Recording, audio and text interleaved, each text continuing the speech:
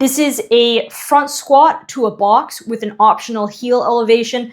Pay attention to your notes to see, one, what height that box should be. So if I was in this position, that's about 90 degrees of hip flexion. As I come up, that's about 60 degrees. So you might have to add some foam pads or some bumper plates, something that allows you to get at the height that you're prescribed at by your coach. So that's about 70 degrees there, maybe 65 in that position.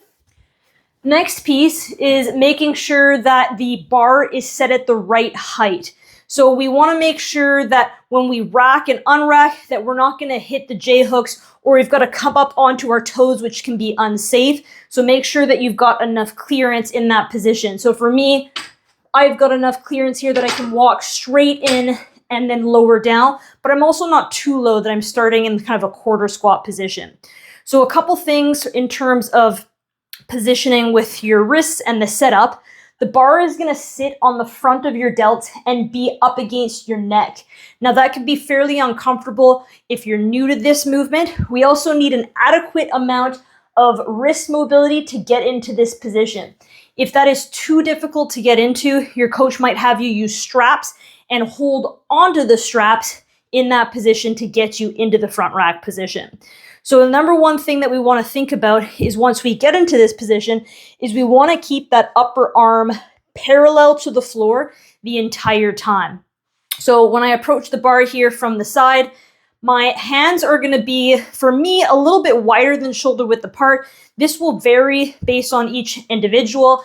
I have the mobility to grab onto the bar with about 2 fingers. If you've got a ton of mobility, you can grab a hold of the bar with all of those fingers. So it's going to rest up against your neck and the front of those delts. My upper arms are going to stay up the entire time. And from here, in this position, this is without the heel elevation. I'm going to think a little tuck of my pelvis to make sure that I'm stacked. From here, I'm going to lead with my knees, touch the bench, exhale to come up.